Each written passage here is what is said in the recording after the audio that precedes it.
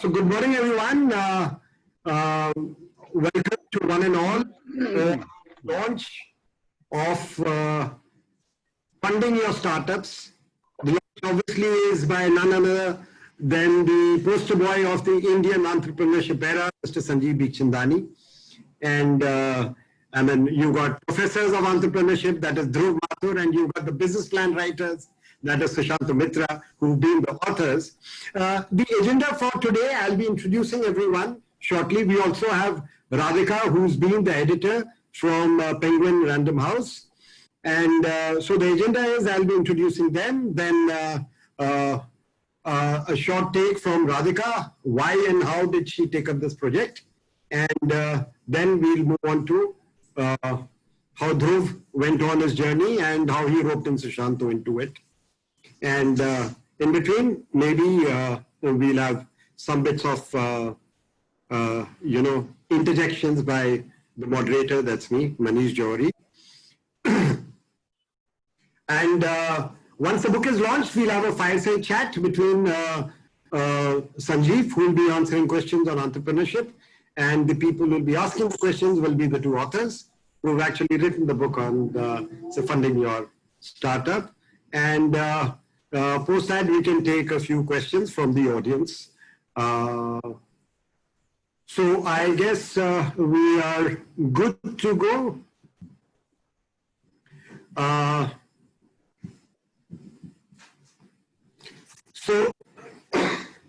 So good morning, everyone. This is Manish Johari. I represent Lead Angels, and I'm your moderator for today. It's my pleasure to be hosting the event, and I welcome the one and all in the audience.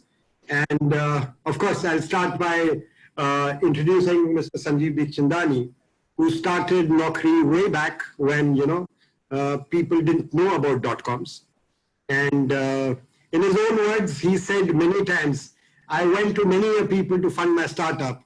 And most people said that, well, I think this is not a fundable idea. And well, a time came when each and every investor wanted to fund his company. And the way he has moved on in the entrepreneur journey, today he's funded so many entrepreneurs. If you take the top of the unicorns, you've got Sanjeev as an investor in them through InfoEdge. You take Zomato, you take PolicyBazaar, you take Shop Kirana, which is one of our portfolio companies. And of course, the story continues. He is an alumnus of IIM Ahmedabad, but he and one of the co-authors, Sushant Mitra, share their alma mater in not only Stephens, but also St. Columbus. So that's again quite a coincidence. From say Naukri. I'm sorry to interrupt, Manish, but Sushant and I also grew up in the same neighborhood. And went in the same school. That is one of a coincidence. But then, but then Sanjeev, how come you and Sushanto look so different? He's wearing a wig. Okay, we of course have Radhika Marwa, say amongst us, who is the editor of the book, and she's part of Penguin Random House. Random House, as we all know, has been into publishing great books. And like for all of us who are readers, I mean, we've read some of the Naam Se Johari Hu. I keep on looking for Jews across all spaces, whether it is books, it is entrepreneurs, or it is founders. And right from say literary, say fiction books, to hardcore strategy and management books. You got anthologies, you got books on poetry, hobbies, and cookery, et al. Okay. The authors, well, we have Mr. Dhruv Nath, who is a professor. Professor, can you have a look at you? Yes, there you are. So he is the MIS and marketing professor at MDI, and he joined Lead Angels long back as an investor, and he got so enthused, in his own words, sometimes, many times losing money, that he joined us as a director, and he is a great part of us, and we keep on learning new things from him. You always learn things from professor, you know. He's doing a PhD in computer science and a BTech in electrical engineering. Well, we share that common thread. I'm an electrical engineer too, both from IIT Delhi. And he was one of the first lot of employees at NIIT Delhi, and took it to great heights. That's Dhruv. Sushant Mitra, as you know, grew up in the same neighborhood as Sanjeev Bikhchandani.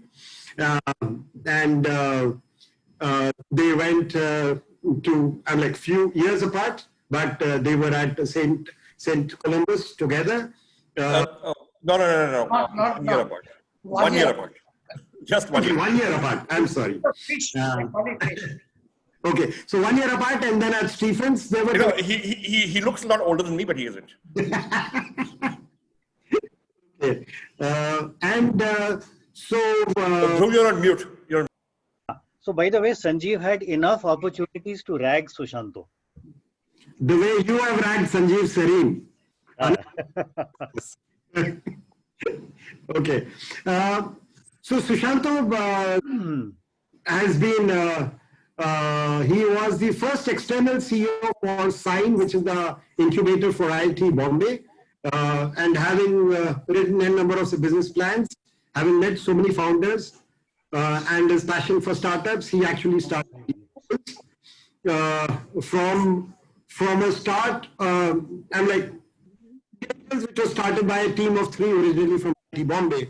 Today has come a long way under his leadership, and today the company boasts of a full stack financial services provider for startups, right from cradle to nirvana, as they say.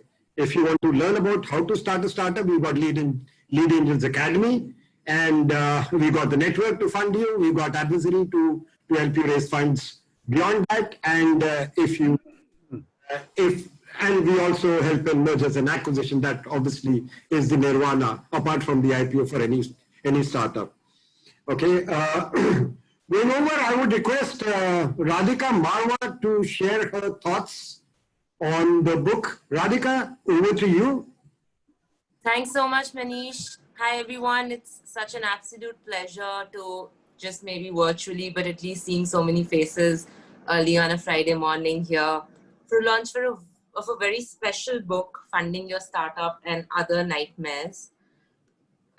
Now, you know, I'll tell you a little bit about when Dhruv first came to meet me, you know, because you hear about a book on startups and you feel that you've seen them all, you've heard about them all, you've not read them all, but there are so many of them out there that I did wonder for a bit that, you know, here is somebody with such a fantastic profile, has great writing chops, but funding your startup, I felt like everyone knew what had to be done. Whether they were getting funded or not, or what they were doing with the funding is another matter altogether.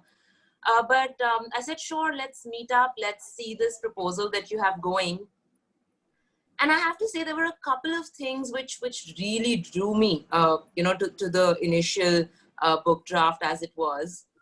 The first was that, you know, there was no one book which was like a comprehensive guide map, like, you know, someone almost like a mentor who was there with you. You read the book and it takes you from start to actually getting funding for your little company. It didn't assume very much. It didn't take a very high moral ground expecting that you knew all of the fancy terms which came, you know, with the territory. It also didn't, you know, it had a very interesting way of telling the story. It didn't take itself too seriously. And that is, you know, that dose of humor in the book, which I think makes it so very special because, you know, it's not looking down upon the reader. It actually takes your hand and says like, come, let's go for a ride. And, you know, and hence the other nightmares because, you know, Sushanto and Dhruv, they see that this is not a very easy road. They've spoken to so many startups, young and old, successful, not so successful. And they've spoken to founders, some of them who've done very well, some of them who had excellent ideas, but, which failed for some reason or the other, which, of course, when you pick this up and read it, you know what it's all about. The other thing I really appreciated about this book was that it didn't bank upon just big names. Even though, we have Mr. Bikhchandani here, you'll think it's what, we thought the big names would just attract readers. But it's actually about, the smaller startups, the founders who are not very well known, which a lot of readers would find it much easier to relate to. So it's that great combination of, very well-known success stories and also, failures, so to say. I mean, this book tells you that it's okay just because something doesn't go well, your startup doesn't get funding, you're not successful in the first go, doesn't mean that you just shut shop and, kind of forget about your startup dreams. So I think it's that comprehensiveness which makes this book such a gem. And I truly believe that it's the one book which every person, whether thinking of starting up or already on their startup journey, or somebody who's even looking to raise a Series B or a Series C, and, and just looking for a non-judgmental kind of book, which gives you great insights from some fantastic entrepreneurs themselves. And of course, Sushanto and Dhruv. So we're just so proud at Penguin to have published this. And if we go by the early response, I think that readers are already picking it up and relating very, very well to it. So congratulations to Dhruv and Sushanto, and we're so excited and happy that you're a part of the Penguin family now. Thank you. Thanks, Radhika. Manish, you're on mute. I had some background noise, so I said, let me mute that, lest you hear what all, is I set. thought your wife had put you on mute. That is always there. That's with everyone. That's with every one of us. Okay. So yes. See, now you're gone on mute. Okay. So Dhruv, what made you write this? I'm like, as Radhika was also saying, you had so many things. What made you venture out on this project, and can you just help some of these founders, folk investors, what you try to put together? Okay. So Manish, thanks. One more thing. Why did you rope Sushanto Mitra into this project of yours? He roped himself in. That. He roped himself in. No. Okay, so I'll explain. So by the way, you guys must realize Manish has just handed over the mic to a professor, and professors like to talk. All right. So Manish, till you start glaring at me, I will talk. All right. But first of all, before I answer your question, Manish, I want to thank a few people on behalf of me and Sushanto, because lots of people have very solidly contributed to all this. First of all, Sanjeev, we've been meeting Sanjeev over many years, and he has written the foreword for the book, and also he's been kind enough to take out, this 1 hour today for the book launch. Plus, he has been sharing a lot of his wisdom over the years, which in bits and pieces we have incorporated into the book.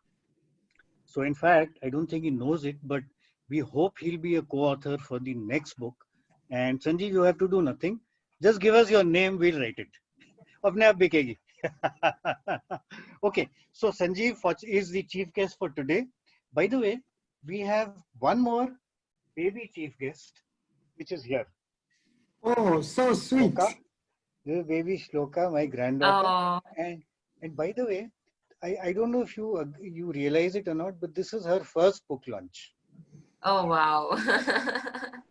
Awesome. So lovely.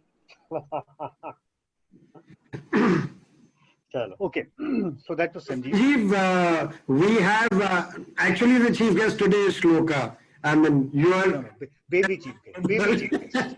Maybe cheap. I agree. I agree entirely. So can we have a few? Can we have a few words from her? Yes. The only problem is she can launch the book, but she'll probably put it into her mouth. That is the problem. We don't So want. so she will eat your words. Correct. Absolutely. Absolutely. Okay. The other people I want to thank is, all the participants in the book, which means we have had big guns like Deep Kalra of MakeMyTrip. We've had Yashish Dahiya, the founder of PolicyBazaar. We've had Dinesh Agarwal, the founder of IndiaMART, and all the smaller guys, the Chaitanya Jha of Quaco, Tushar Agarwal, who I think is here on this call, of Uno Finance, Saman Sikka. These smaller guys who are still somewhat small, but they are the ones which all founders who are starting off today can identify with. So in fact, most stories are about these guys. Then I think both of us, Sushanto and I, would like to thank Penguin. It's been a great team. Starting with Radhika, of course, you just met her. Sanjita, Ranjini, Ujjaini, Vijesh, many other people we haven't even met. And by the way, I must tell you, please don't tell Radhika. The reason why I'm saying all this is, next book we are going to gun for a higher royalty. And she hasn't said no, by the way.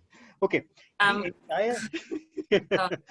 going to keep my words to myself for now. You said humor. Okay. In the book, Dhruv. Acha, okay.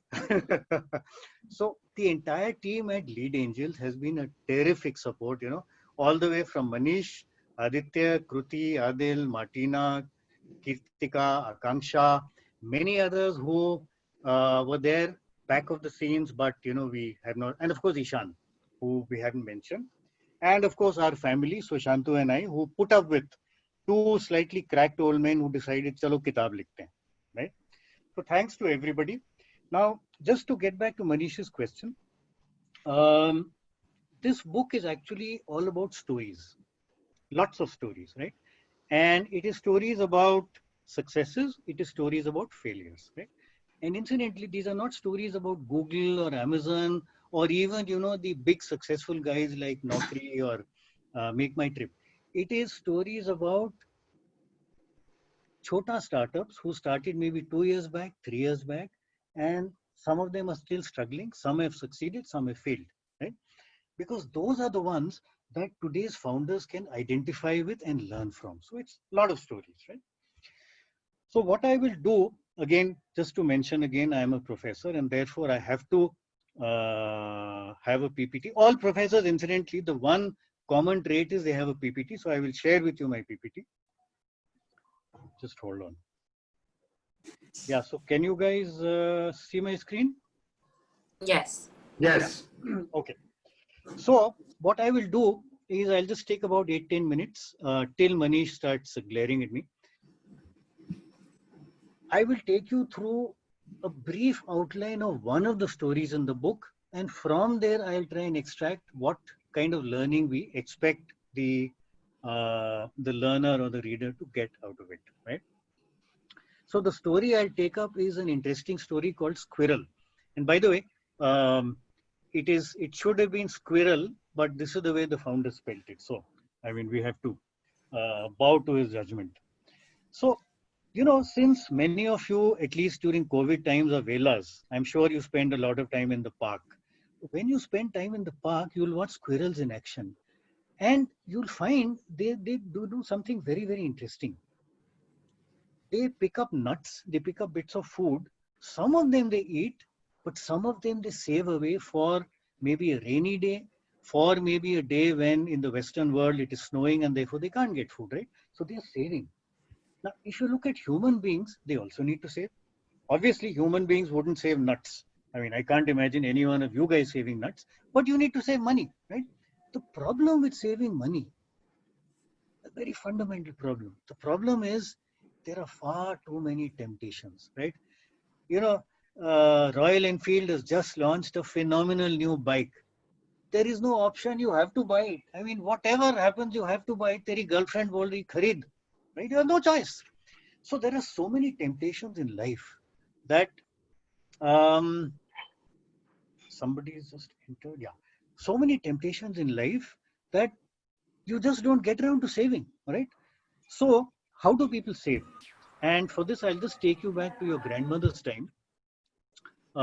If you recall, your grandmother had something called a gullak, right? You can see a picture of the gullak here, and it has a little slot for putting in coins. Typically, how would it work? She would buy sabzi for maybe 9 rupees 80 paise, and she would give a 10 rupee note, and the sabzi wala would give her 20 paise back, and that 20 paise would go into the gullak, right? And by the way, the gullak couldn't be opened. So unless you break it, you can't take that out. So every time she buys something, a little bit of change goes into the gullak. And the reason why this works is that this is effectively painless. Why is this painless? Because, you know, if you spend 9 rupees 80 paise, spending an extra 10 or 20 paise doesn't hurt you. So it's okay. You can do that, right? So what Squirrel did was they automated this gullak. And what they did was they created an app. And the way it works is every time you spend money digitally, which means you can do it through a bank, you could issue a check, you could use your credit card, you could use Paytm, UPI, whatever. Other than using pure cash, every time you do this, you get an SMS which tells you how much you spent, right? The app is given permission by you to access all your SMSs. Now, I must clarify, you know, if you have personal SMSs, like if you're married and there are SMSs between boyfriend and girlfriend, obviously Squirrel doesn't want to see those and they will not see those, right? I mean, the founder, Saman Sikkas, told me very clearly, we will not see those. They will only see the SMSs which are linked to the spending that you're doing, right? So now it knows how much you spent. At the end of the week, it totals up all your expenses and rounds it up to the nearest 100 rupees. That is what is saved. So for example, if during the week you spent, let's say, 1,460, it rounds it up to 1,500 and that 40 rupees is saved, right? That goes into the gullak which is created by Squirrel. So that's how it works. Now, obviously, people may not pay, the customer may not pay to have his money saved, but what they started doing now was having onboarded savers, they said, okay, now we will offer you other products. We'll give you insurance, we'll give you loans, you can use the money you've saved to invest in mutual funds and so on. And these products you will then pay for. So that's how they made their money.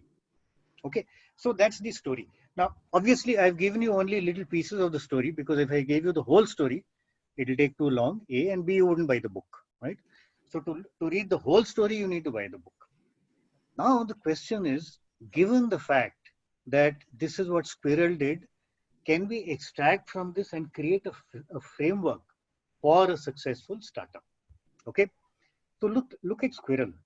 Step one, for their target segment, are they solving a problem? Yes, they are solving a problem because they are helping the guy to save money, which otherwise is a problem for him. All right. Is there an earnings model? Will he pay to have this problem solved? Well, he probably wouldn't pay to have the saving done, but he'll definitely pay to pick up an insurance policy, to invest in mutual funds, to take a loan and so on, right? So there is an earnings model for the company. Is the market size large enough? You know, no founder starts off his little startup and says, boss, I don't want to go beyond 10 lakhs. That's my upper limit. Usse zyada dhanda nahi karna.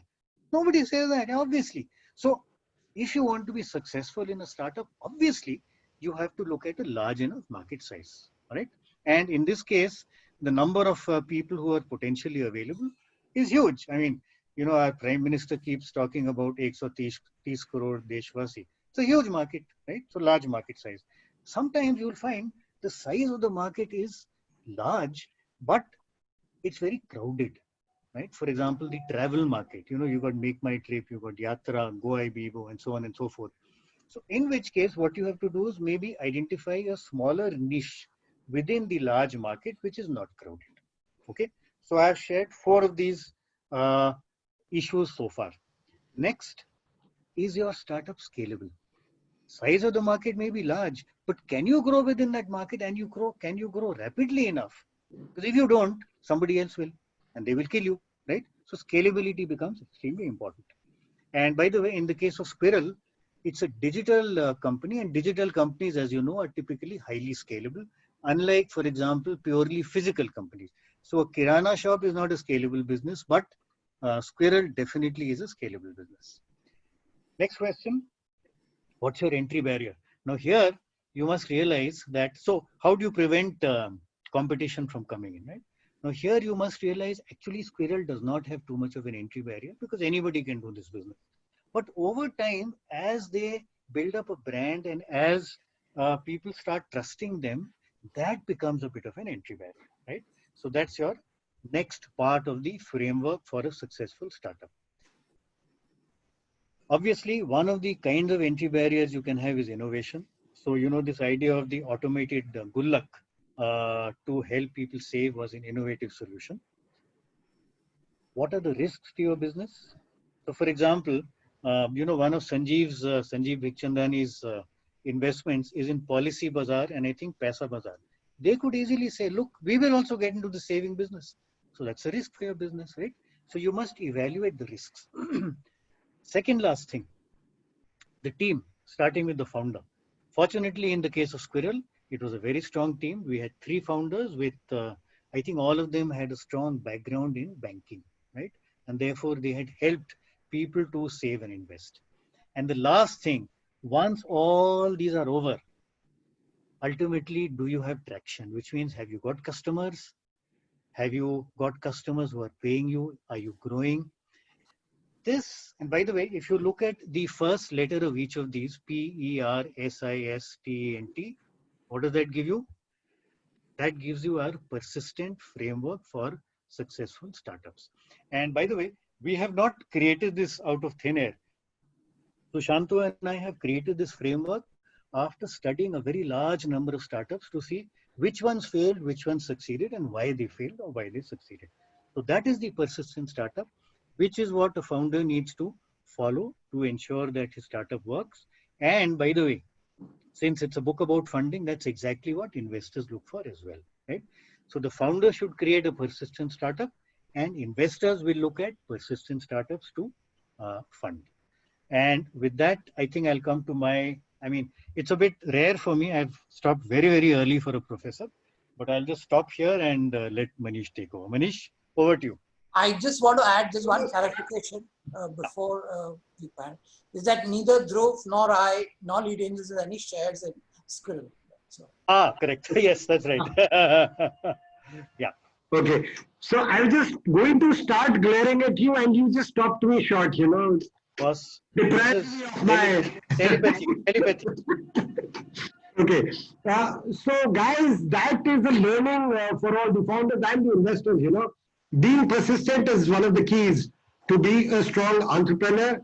I mean, Sanjeev will surely throw some light on it. But these are some of the learnings that we have without even going through the book. Imagine what will happen once you've gone through the book. And yes, of course, once you have a great idea and you start to implement it, you can always come to us for funding. And once we fund it, then we'll take it to Sanjeev for, you know, larger rounds and stuff like that. So just one more thing, Dhruv. How did you rope in Sushanto and how did he help you out with the book? Manish, that is the only thing I'm going to talk about here in this book, in my speech. So don't let Dhruv talk. He's talking enough. Okay, so let him talk. Let him talk. So we will get Sushanto to talk to us about, his involvement in the book, how they got. Sushanto, over to you. Yeah. Thanks, Manish. You know, and firstly, thanks, Sanjeev, for coming over and spending our time, and also a very flattering foreword that you have written. Thanks once again. And by the way, I became a co-founder, which this is the secret, that I became a co-founder by an accident. No, co-author, not co-founder. Co-author by accident, sorry.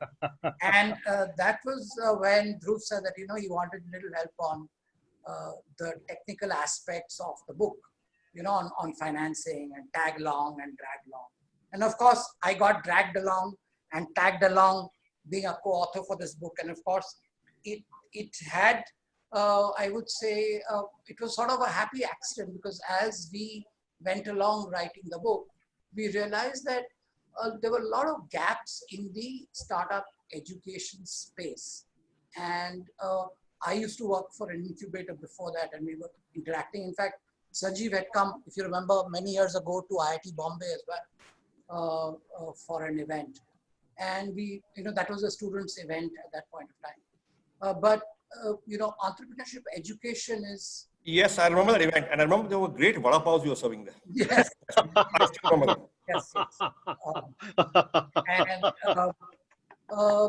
And what we realized is that colleges are not the best places to teach entrepreneurship, and it must be taught by entrepreneurs themselves. And that actually led to building Lead Angels Academy, which Dhruv has been supporting our team to build an online classroom for young entrepreneurs who, especially in tier 2, tier 3 cities, who are not so exposed to the sort of VC and the angel world. So that was a happy sort of accident that happened while we wrote that book, and already our course is being taught at IIT Bombay, being taught at AICTE, as well as few other premier institutes. We hope that after this, we will also make this available to individuals. So that's Lead Angels Academy, which was the happy accident which came by being a co-author. The other happy accident, or not so happy accident, is of course, Sanjeev, if you remember, almost 45 years ago, we were waiting for our school bus, and there was this roundabout right next to our bus stop where there was a fountain, and I pointed out to something, and that's how I got my nickname. So I won't ask you to repeat that, but yes, life is all about happy. Yeah, it was 47 years ago, 1973. Oh, okay, 47. So But Sushanthu, I didn't know you were so old. Okay, no, Sanjeev said no. I'm much older than him. So, so life is all about these happy accidents, and it's not just about even for startups. A lot of things happen by accident, and later on you realize that sort of changed the course of your company or changed the course of your life, and that's the interesting thing about life. So over to you, Manish. Thank you so much, Sushanto, for that thing. Can I ask you to ask your old friend Sanjeev to do the honors for the launch? Yeah, one more favor, Sanjeev, we need for you is to launch the book, please. Yeah, so here's the book, and I'm opening it for the second time.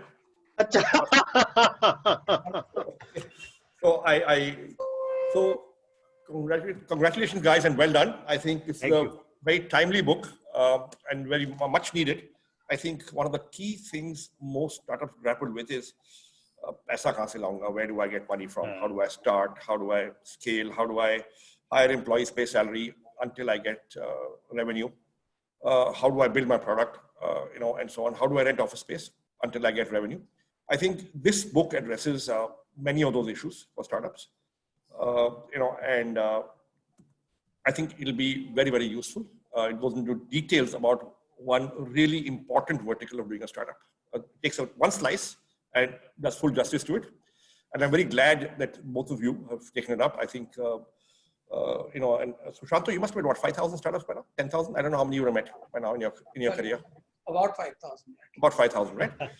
So between Dhruv and Sushanto, with Sushanto bringing in the actual nuts and bolts experience of having met 5,000 startups, and Dhruv, I suspect, abstracting from it and taking out the nuggets, and they've jointly done a very good job of this book. And congratulations to you and Radhika, to Penguin as well.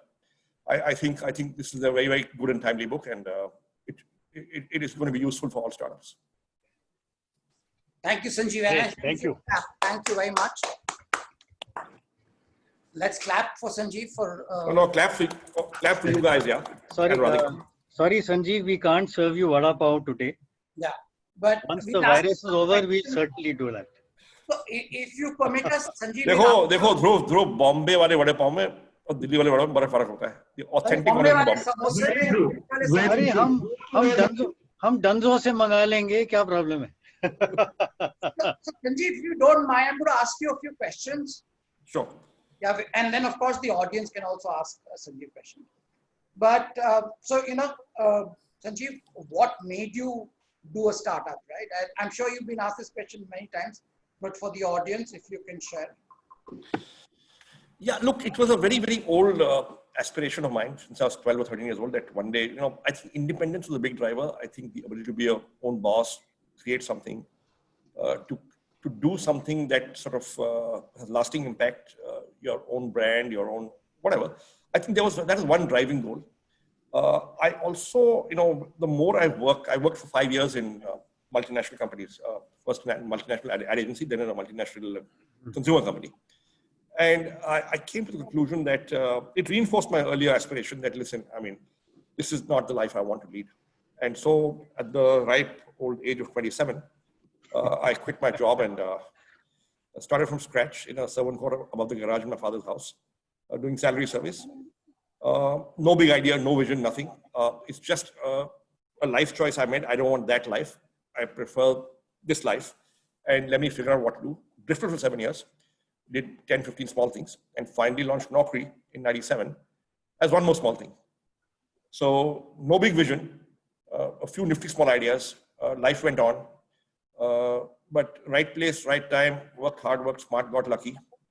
I think there's huge value in drifting, to discover yourself, discover opportunities, and hopefully with some luck, and if you stay long enough and work hard enough, you persist. So actually you used a framework called persistent, but to the readers of the book and this audience, I would say it's not just an acronym for the 10 letters in the, or the 10 things you talk about.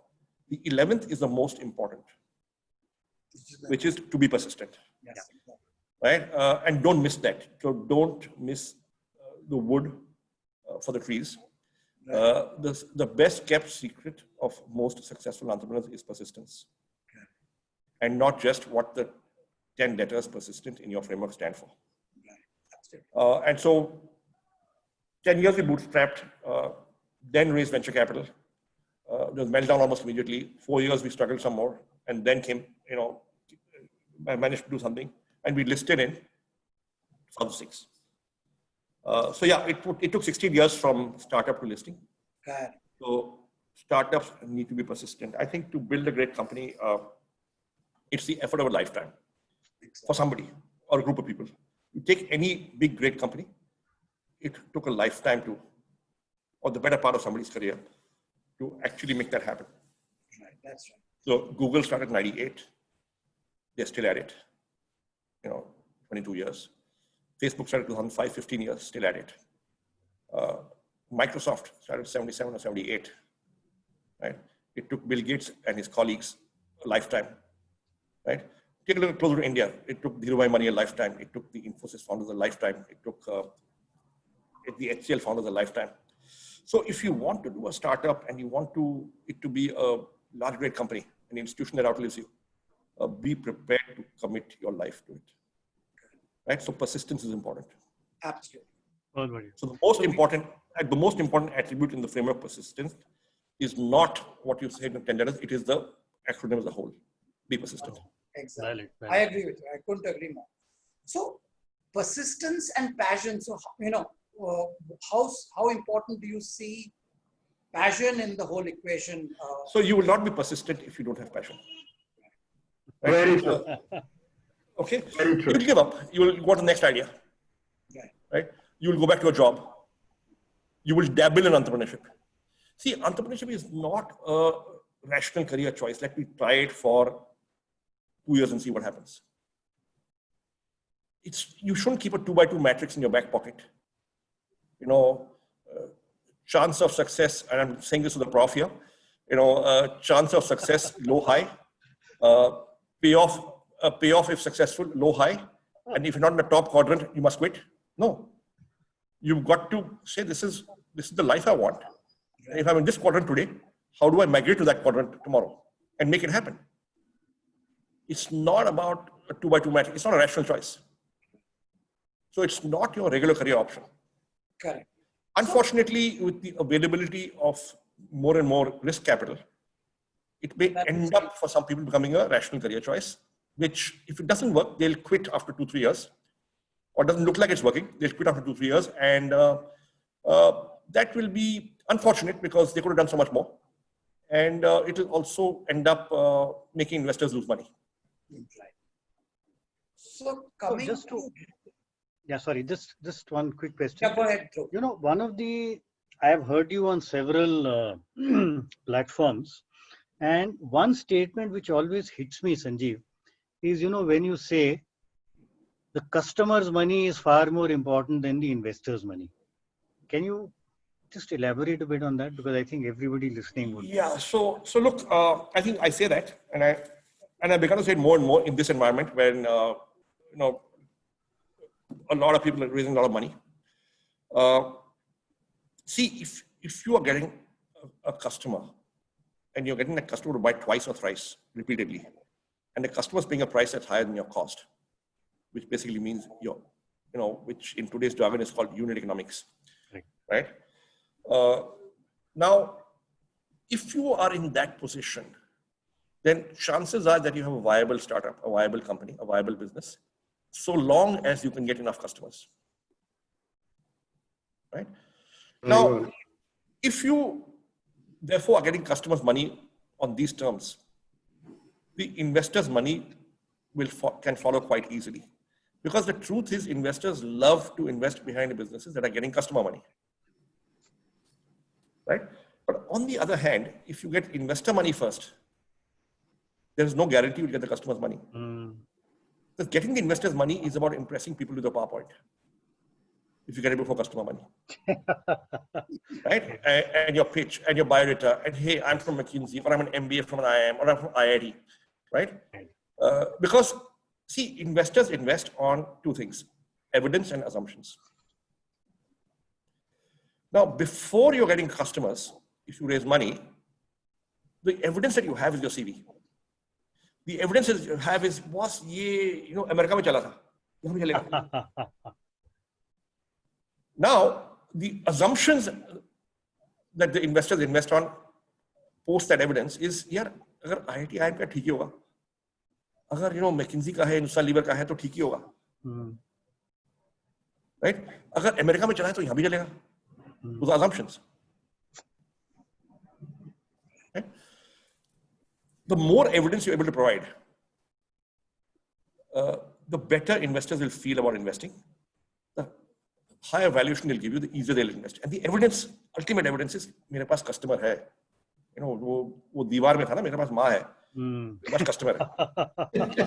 By the way, very interesting. In our model that customer मेरे पास है is attraction. Because धंधा आ रहा है. Shanto, sorry, you had a question. Yes. So, just about on good times and bad times, like today, a lot of entrepreneurs are facing a very tough time. Raising money has suddenly become a lot harder, at least for some businesses. So, and Sanjeev, you also went through a tough time, right? I know we've been meeting through them. So how did you, what was your mantra for surviving that tough period in your life? After the .com crash, I remember. Yeah, so we were fortunate in many ways, so successful entrepreneurs, apart from being hardworking and good and innovative and imaginative and good with people, all those things, which you must be, you also have to be lucky.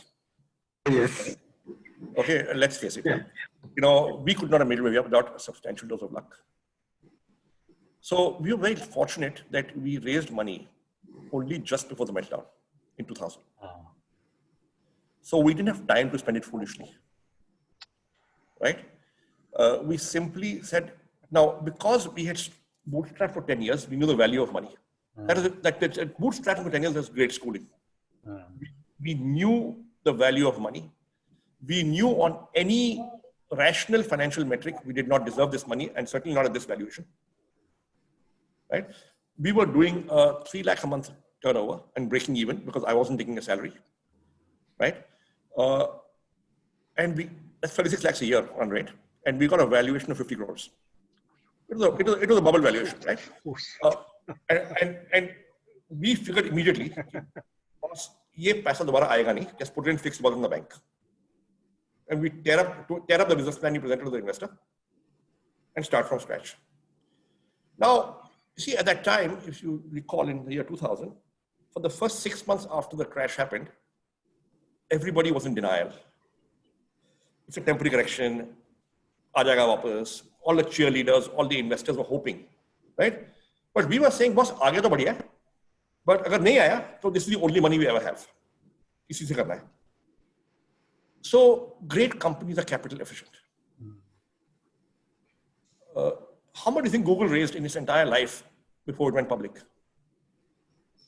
Any guess, Dhruv? Sushanta?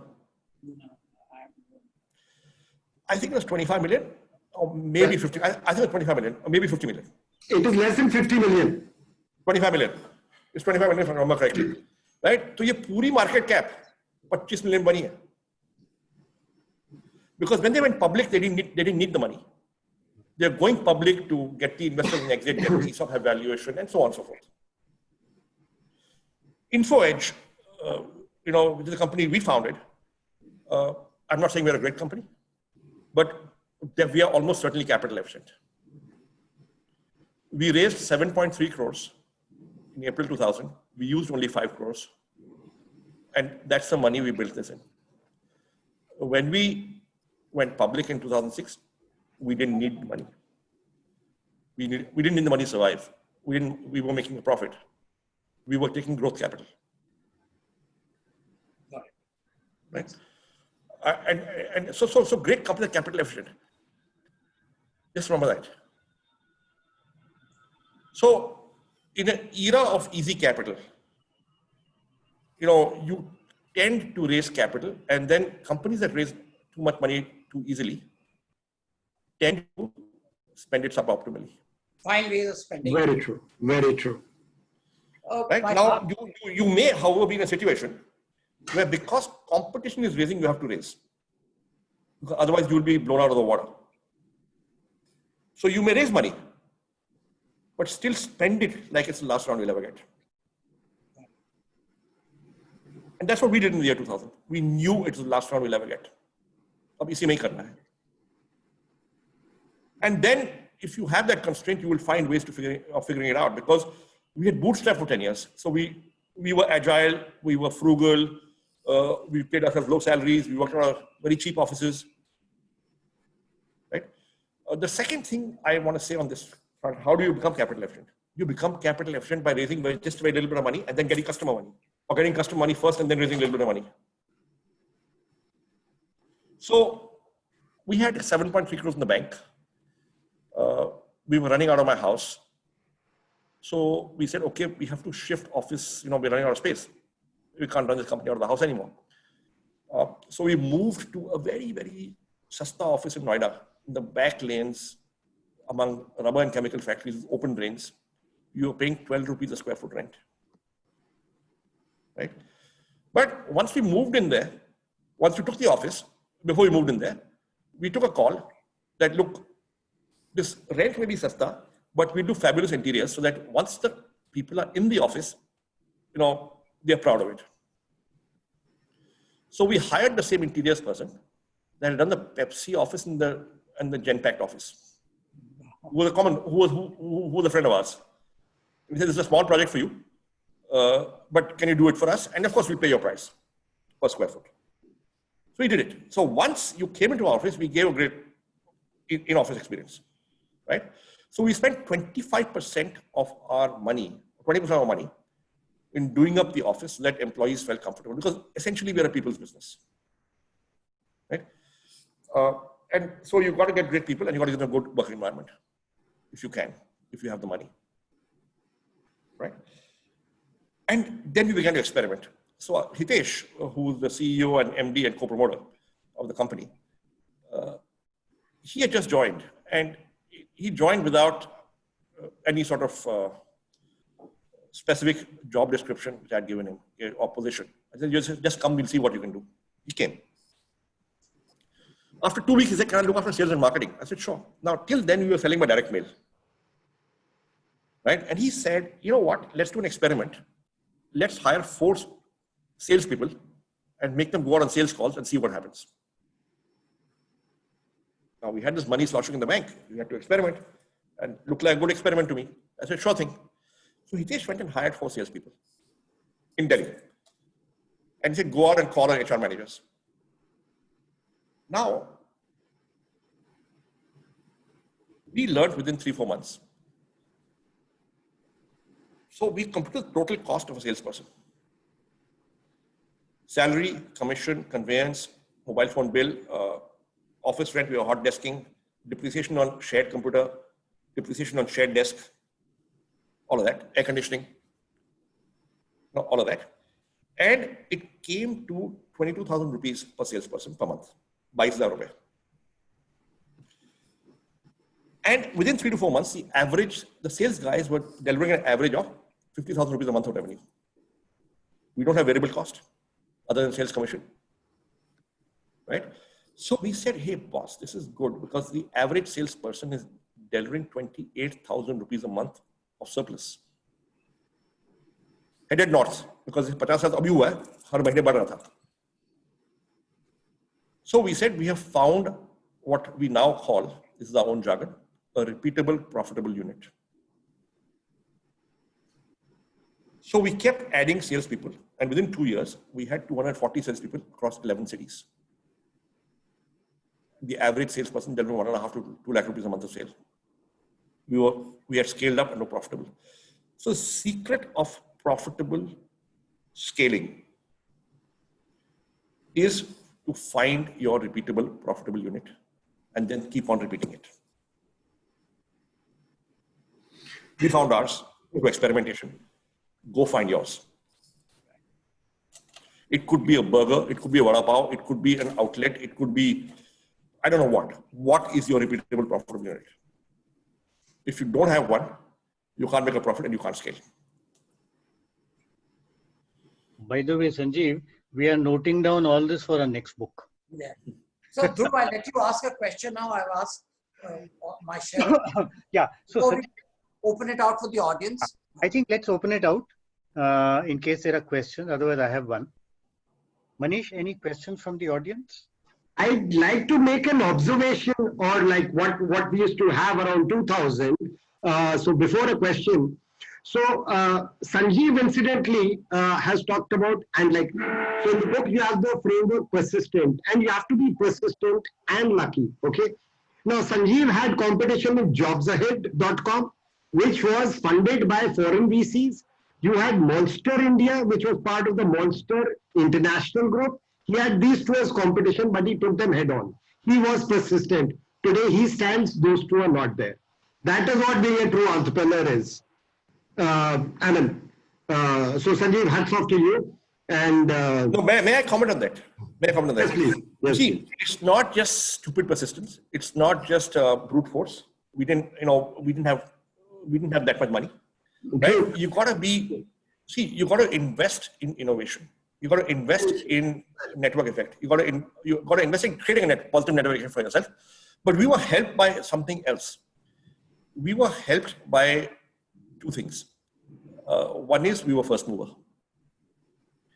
So we launched in 97, Jobs had launched in 2000. We had 3 years to make our mistakes and to learn. Number one. Number 2 is a lot of our strategic decisions, which in hindsight was strategic. At that time, we didn't call them strategic. Okay, were informed by customer insight. Right? So here's the other thing that I say, apart from saying that customer money is better than investor money, which is successful businesses are built on deep customer insights. Right? When I was working in my last job in a company that's now called GlaxoSmithKline, and that time was called HMM, Hindustan Milk Food Manufacturers, I was in marketing. And I was working on the brand Horlicks, which is the flagship brand of the company. And, there used to be 8-10 of us in the marketing team who would sit in an open hall. So in those days, we didn't have the kind of office that we have today. वो steel की table थी, steel के chair थे,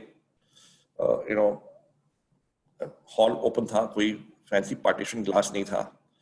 right? Cabins nahi the, okay, for junior people, right? And I observed something which stuck with me. I observed that when the office copy of Business India would come in, all my colleagues would read it from the back. Because there used to be 35 to 40 pages of appointment ads at the back of Business India in those days. It was the #1 appointment ad medium for professional managers. And I found this strange behavior. See, yaar, लोगों को तो magazine पढ़नी चाहिए article के लिए. ये लोग तो इश्तिहार देखने के लिए पढ़ रहे हैं. And then people start discussing the jobs. There's a job going here. What do you think? This, that. Now, so customer insight #1, jobs are a high interest category of information. Customer insight #2, people are constantly benchmarking with their batchmates, with the market. How am I doing? 3, these are guys who are in a, now this is pre-liberalization. This is 89-90. If you wanted FMCG, you wanted MNC, you wanted marketing, not sales, and you wanted Delhi, there were just 2 companies. Just H&M and Nestle. And they would not hire from each other. So you were already in the best job you could be. So you were not looking for a job, but you were looking at a job. So even if you are not looking for a job, you will look at a job. It was that high interest category, and benchmarking is such a, is such a, competitiveness is such a inbuilt into people, right? So this is insight. This is one group of insights that I had. The second insight that I got was, because this is a high quality talent pool, 10 people in one hall, all MBAs, all from the IIMs, working for an FMCG, MNC in marketing, right? This was a good talent pool for headhunters, right? Now, every week, 2 or 3 different headhunters would call up and try and headhunt one or the other of my colleagues. Open hall, I could hear the conversation, right? So eavesdropping karke, I realized that, there are hundreds, maybe thousands of headhunters out there, servicing maybe tens of thousands of clients with maybe even more jobs. And these jobs are not advertised because they would not appear in Business India or Times of India, Economic Times, those jobs. So I figured that what appears in print is the tip of the iceberg.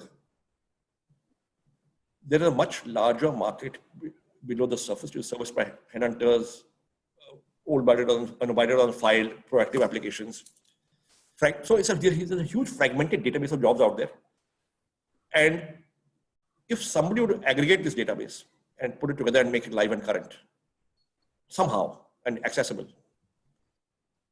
something would happen. This is 1990. There was no internet. There was no PC in every desk. There was no mobile phones. There was no LAN even.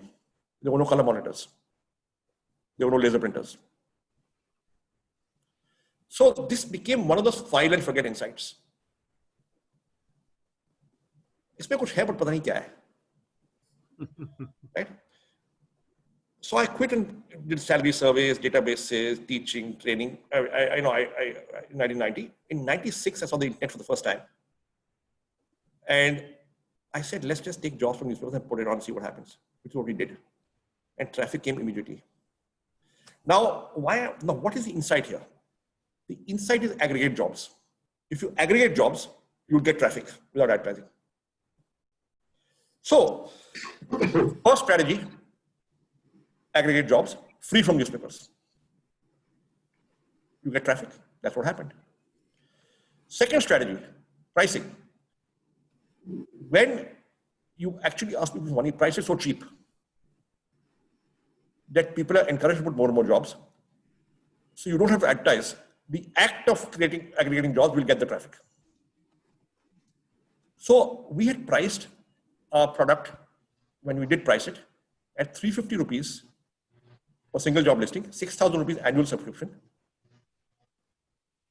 unlimited jobs in the year, right? When competition came, they did not have this insight. They came with pots of money, they came with heavy advertising, they came with a bells and whistles product, but they priced their job listing at 10 times ours because they were benchmarking to print. we were benchmarking to the jobs that didn't appear in print. We were doing a Nirma strategy. Massive volume of jobs. Tabhi traffic aayega, right?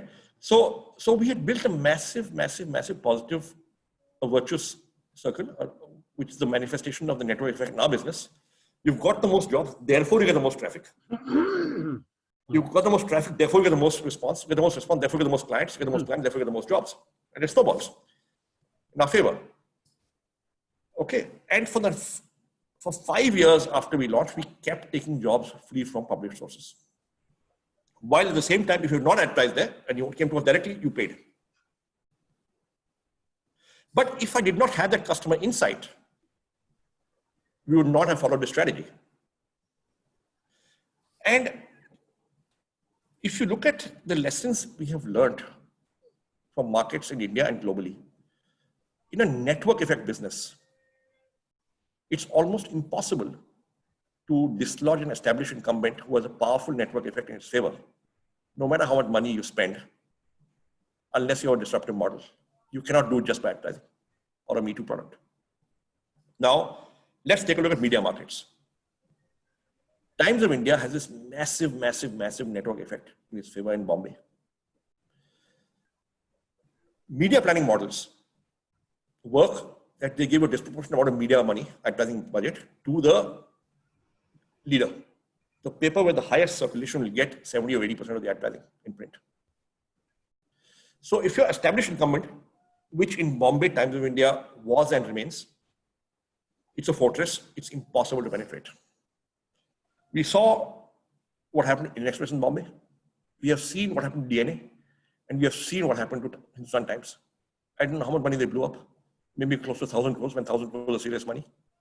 They could not dislodge that. We have seen what's happened to Microsoft.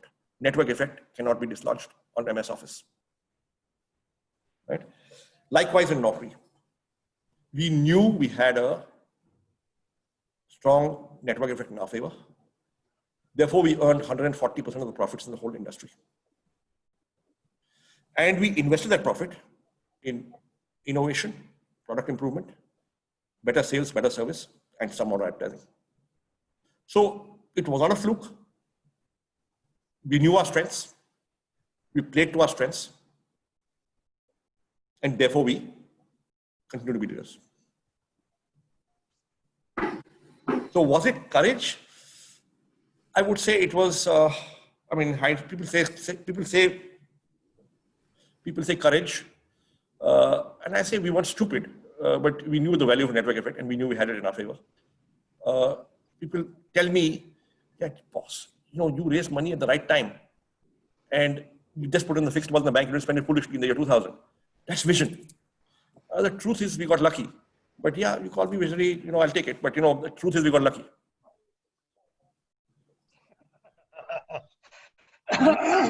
Sorry, you were asking me a question. I interrupted your comment, Manish. No, the questions from the audience, please, Manish. There are some like, how can UP have 10,000 startups? But I think that is out of course from the book perspective. By the way, I just want to add to what Sanjeev said.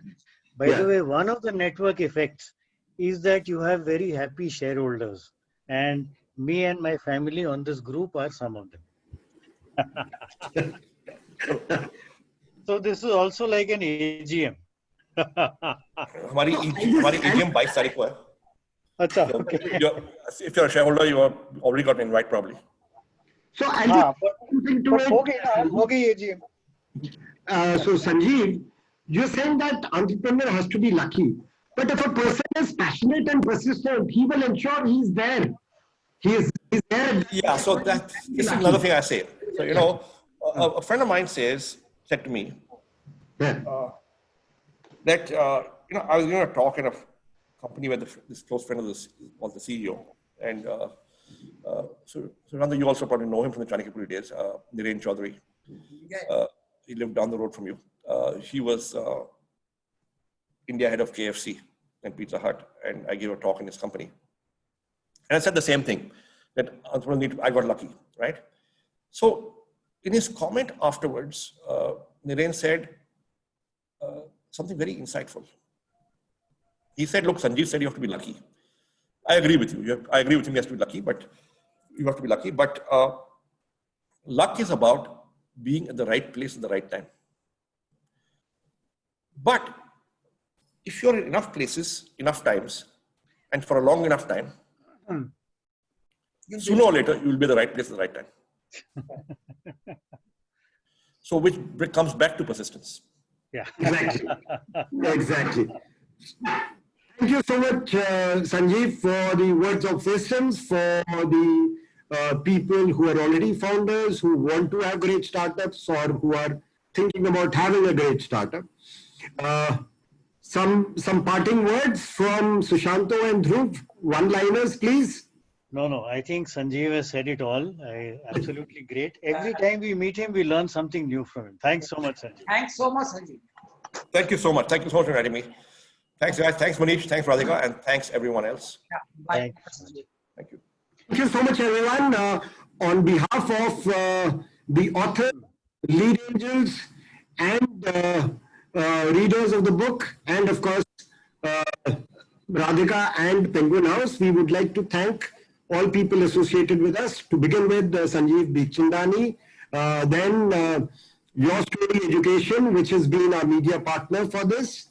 And of course, it would be great if you could say send us your feedback on our email ID info@leadangels.in, or on the book, about the book. And if anyone wants to learn more beyond the book, you can join Lead Angels Academy. And once again, thank you one and all for being here and taking out time. Have a great weekend, everyone. Thanks. Great. Thank you. Bye-bye. Thank you. Thank you. Bye. Thank you, Radhika.